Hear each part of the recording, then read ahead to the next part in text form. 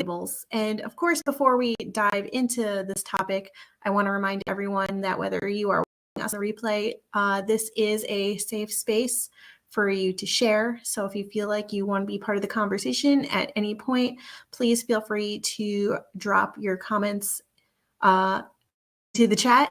I will make sure to get back to you and answer all of them. If at any point you'd like to have a more personalized one-on-one conversation with any of us, I will be sure to share a link during this live where you can book a call with us to have more of these high vibe conversations of your own. And lastly, I'm going to do all the housekeeping right now in the beginning. If there are conversation topics that we have talked about in the past or that we haven't yet covered and you'd like us to do a high vibe conversation on it, we'd love to hear your thoughts on this. So please share them with us in the comments as well. And without further ado, let's get into unseen labels. Today, I'm going to start with Jenny. Jenny, what's coming up for you when we talk about unseen labels? Oh, the labels we place on others and ourselves, or the boxes and the containers that we try to fit in. I remember when I understood that I have a preference for introversion. And I remember how relieved I felt by having a word and finding knowledge and getting to an understanding of how come I reacted the way that I reacted around people at work, why I felt uncomfortable in certain spaces, and what my needs were. And it was all very exciting and helpful to find words and a language to articulate myself, to make myself understood around others, and also to connect more deeply with myself and accepting and loving myself for who I was. Also, with that word came a label that I placed in my forehead, or a container that I started putting myself in, that's just the way I am. And I remember the second phase of this self-discovery, which was understanding that introversion, yes, is a part of me. I like to use the vision of a continuum, is what we would call it in Swedish. On one side, there's introversion. On the other side, there's extroversion. And all of us are somewhere on the scale. And I placed myself being very introverted and realizing that it actually means that I also have extroverted parts of me. And I had just not fully yet discovered those parts. I had not had the curious mind or the understanding or the context or the role models or the curiosity to explore that side of me. And it was such a relief to take to heart that I have everything inside of me. And there's more. If you look at psychology, there are more preferences that we can have. And it's so easy for us to say that I'm neurotic, or I'm emotionally stable, or I'm that person who just doesn't like new ideas, or I'm the person who doesn't stick with a routine. It's just our beliefs, and we can be open to a new story of who we are and explore that we have every side inside of us. And it's cool to learn from the people around us that are very different from ourselves. That's what's coming up. Thank you, Jenny. I love what you shared about how labels are kind of like just words that give us language to call ourselves or like attribute certain things to ourselves. Maybe that's something that we consider ourselves. Maybe that's something that other people consider us. But either way, it's something that we then attribute with who we are. Something that you said was, well, that's just the way I am. And I'm thinking of like how many times people have said that to me when they are not open-minded to hearing any other version or like possibility of what could be. Well, that's just how I am. Like you just need to get used to this is the way things are. This is who I am. This is what I'm going to do. I'm always going to be that. And to your point of no, we get to listen and to our surroundings and the people that we surround ourselves with and be open to changing those labels that we often attribute with who we are. You mentioned introversion and extroversion. I think that's a really great example because we do have the capability to toe that line between anywhere on that spectrum of like introversion to extroversion. Something that I mentioned in my book was that I consider myself a very outgoing introvert. I don't consider myself an extrovert, but I do have those outgoing tendencies that an extrovert would have. And so even there, I'm towing that line of introversion to extroversion and anywhere in between. And it's different every day, depending on what I put myself around. But those unseen attributes, like I think anybody could tell when I'm uncomfortable in a room when those introverted traits come out, and anybody could easily tell when I have a more outgoing side to myself or when I'm like feeling more bubbly and lively. But like it's those other hidden things that you don't see that I'm calling myself on the inside. I might be calling myself shy and associating that with introversion. I'm not shy at all. But because I think they go hand in hand, we sometimes assume that other things are true because of this one label and label ourselves in other ways.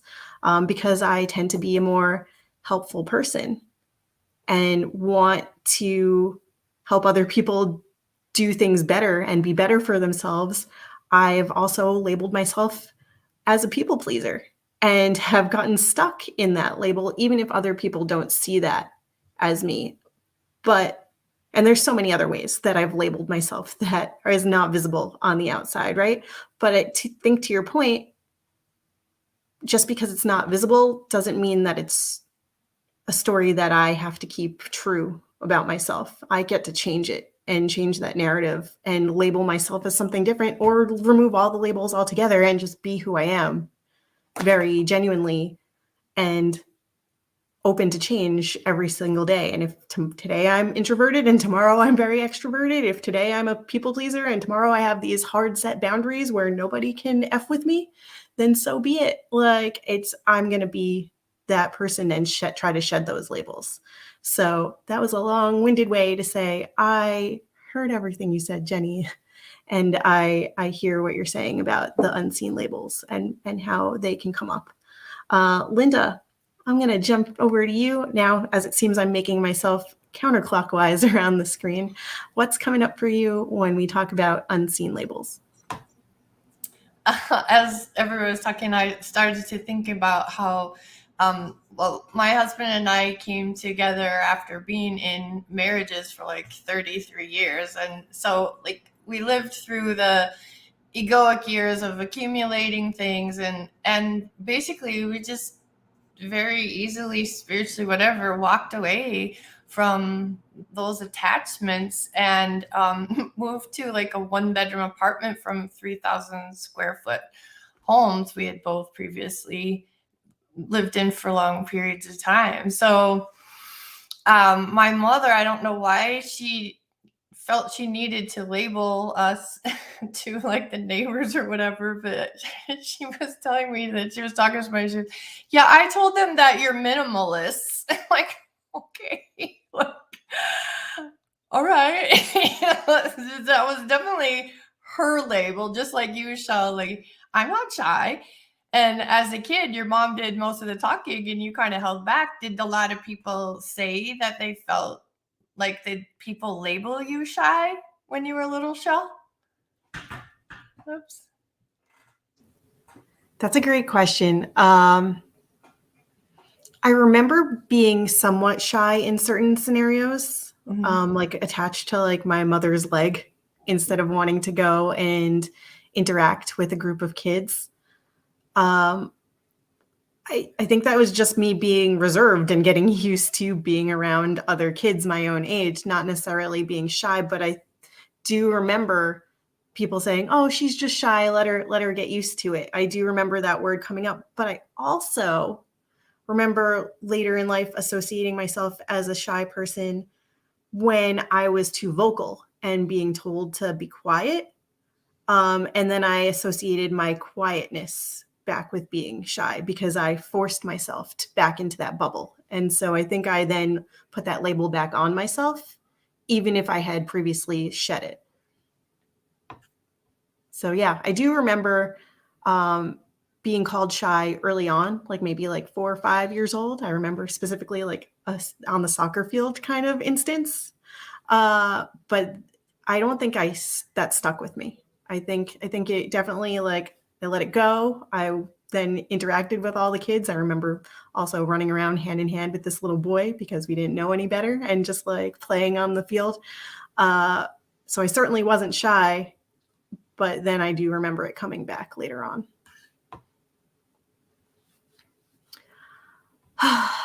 Things to think about. Dorit, I'm going to come down to you. What's coming up for you as we talk about unseen labels? Welcome to my little corner. What comes up for me? Well, I've deliberately put a label on myself. It's actually tattooed on the back of my shoulder. So everyone, well, not everyone, but everyone can see it, but like a billion people can understand it. I've got a tattoo labeled mom in Chinese on my shoulder. Was the very first tattoo I took. So that's that's what I identified as. That was the most important thing for me, for everyone to know that I was a mom. That was so important to me that I felt the need to put it on my body in case anyone would wonder. But after being bullied in my younger years and experiencing 2 rapes in my teens, I developed a behavior that I later understood wasn't normal in a way, but I never had a label for it because I didn't know that it was wrong. But now when I see back and I compare it to what those labels are described as, I can see that, oh, that's what was my situation. So I kind of put that label, I identified with those labels in a way. Yeah, I don't let it restrict me or limit me in any way, but it was kind of nice, like Jenny said, to have a word for it, to see that I'm not alone, to kind of have, oh, this is why I was like that. This is why I behaved like that and reacted the way I did and all that, those kind of things. So for me, it was good. I felt good having a label to kind of relate to in a way. So, but it's, I think it's difficult. I'm guilty of kind of labeling people when I'm talking to, for instance, my kids, and I don't know someone's name, for instance, and then it's, that's the horse girl, or it's the it's the one, there was a one that was really really slender and beautiful, and we called her the model. I didn't know their names, so for us to easily communicate, and for me to oh, you're going to the model's house, okay, yeah, sure, so so I, but not to be mean or anything. It was just a way for us to kind of understand each other, and yeah, for me to know what they were talking about, because when you have 5 kids and all of them have classmates, I lost track. But let's be that honest. I couldn't keep up with them all. So yeah. But it is easy to put people, put labels on people, and I try not to put people in a box, like Jenny said, and just because that feels very limited. Very limited. Of course, you can be a horse girl and be a model too. I mean, or vice versa. so so I don't want to put them into like you're just that, because that's not right. We are a diversity of so many different things. We are like a big puzzle, a jigsaw puzzle with hundreds and thousands of pieces that fits in. So yeah, that's what comes up for me. Thank you, Dorrit. I wrote down a few notes as you were sharing. When you said you used the word normal, and when you said that you didn't know that something was wrong, and I wrote those words down to like help me remember. I like how you said that giving yourself a label was actually like a good thing. But then you also talked about how you used labels sometimes to keep track of other people, to like systematize and give some sort of like Identify them with. Yeah, like identifiers. Yeah. I was thinking as you were talking about the horse girl and the model, and like I was thinking how many times do people, and I certainly have it, some people in my phone like this, like somebody's boyfriend is like Katie's boyfriend. Like I'm never going to remember his name, or like her husband, the doctor. Like you have little identifiers or ways that you label people in your phone to jog your memory of who you are or how you know them, as opposed to having a million different Lindas in my phone. Okay, well, this is how I know this Linda, and this is Terry, this Linda's husband, not Wendy's husband. Like there's so many different ways that I have to like jog my memory, because I'm not going to remember all the different details, especially when I first meet somebody. So I just, the way you were talking about like labeling somebody in that way, as the horse girl or the model, I'm using your own examples. It's just as you get to know somebody, it's not necessarily that and you said there was no like ill intention to like put them in a box and to label them specifically as that thing. It's just as you get to know them, this is how you're going to remember it and attribute what you learned about them. It might change over time as you learn more things. And certainly like that label doesn't need to like stick, and they don't ever even need to know that that's how you call them in your phone. When I learned their names, I don't need the label, but it was just a way to identify them. And like with my own kids, I mean, I have like, well, my youngest, that's she's in that pile of, she's the youngest, and then my second one, and then they're piling on. And so I don't know how else to describe them for people, because both my girls, the youngest ones, are very similar in looks. They are the same height, same build, blonde, long hair. So how do you oh, I met your daughter in the city today. Oh, which one? The blonde one? Yeah, but what blonde one? Oh, she's so tall. Yeah, but so we're trying to have some labels is good, I think, to kind of identify them. When you were talking, Dorrit, I was thinking of the word essence. Like you said, I'm not trying to be mean. No. Maybe this slender one just gave off the essence of a model, not that models are skinny. So no, she had that poise and was so beautiful, and yeah, she looked like a model. So thank you, Dorrit, for sharing with us today. Stina, coming over to you now to wrap it all up. What's coming up? We talk about unseen labels. So something I notice has come up just about with everybody is the theme of identity and how labels are connected to our identity. And I feel like the younger generations coming up are really doing a number on our connection of identity and labels because they're really deeply rejecting to be defined by other people.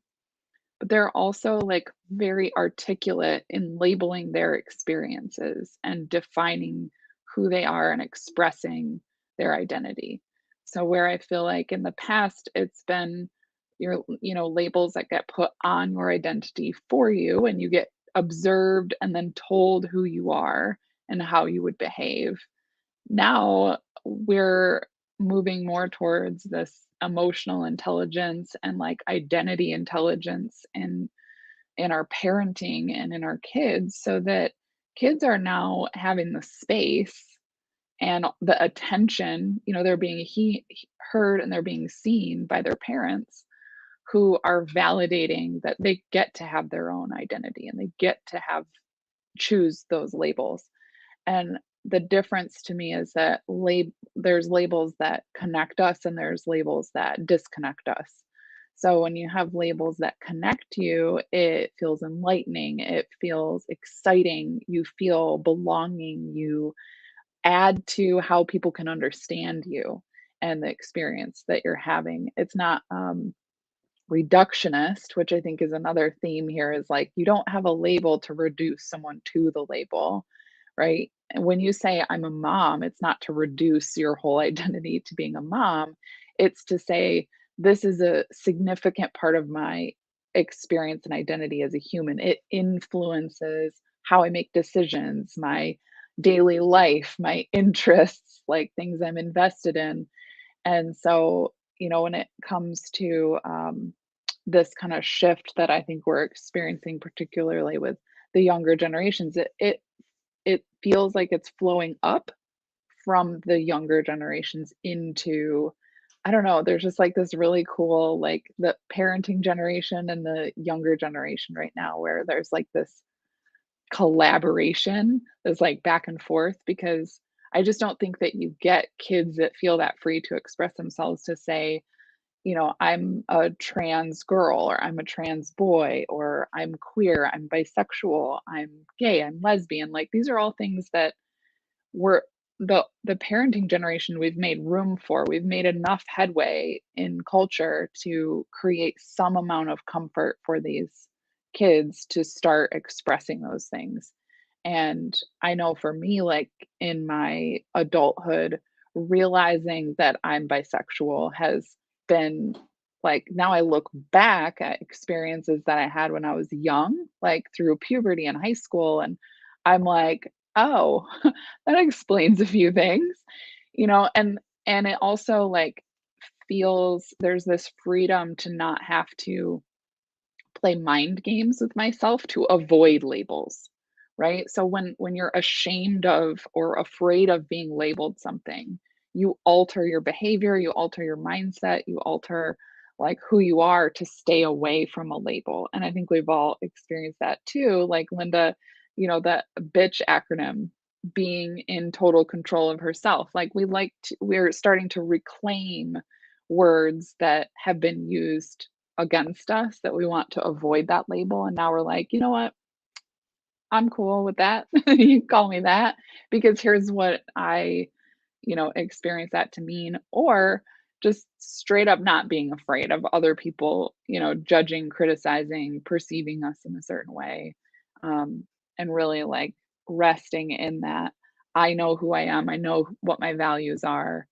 And I'll just add one more tiny little thing because it's not just about like the sexual and gender identity. I think there's also a lot of mental health labels that are coming up that are really helping people.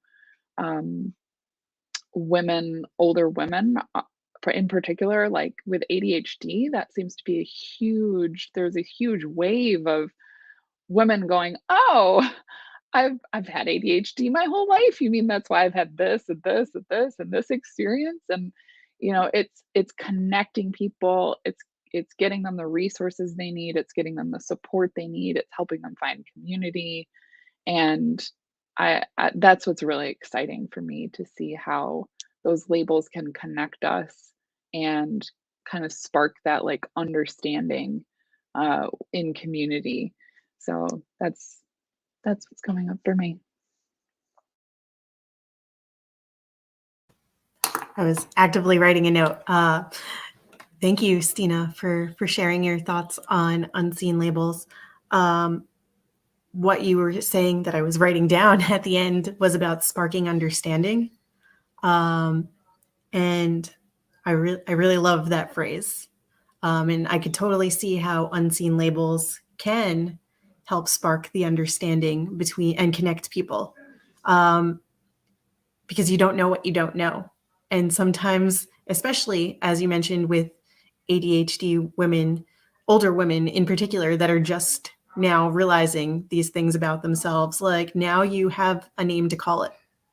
Now you can put that label to it, and it was unseen before. I'm gonna separate unseen label as a full phrase. It was unseen before because you didn't know what you didn't know.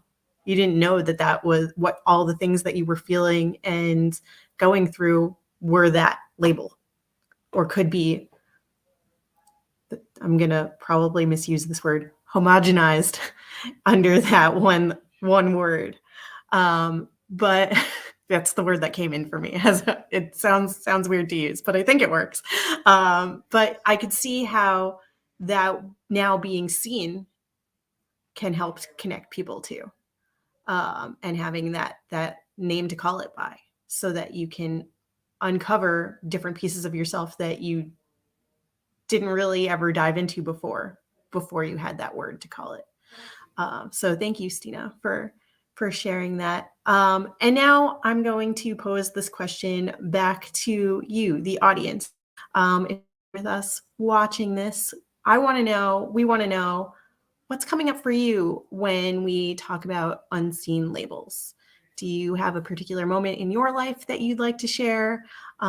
Is there any experience that is coming up for you? Let us know if you feel safe to do so, or schedule a call with us to chat more about it.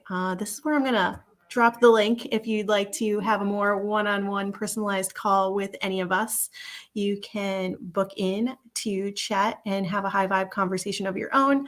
Again, this is a safe space to share your thoughts as we share our own and our experiences.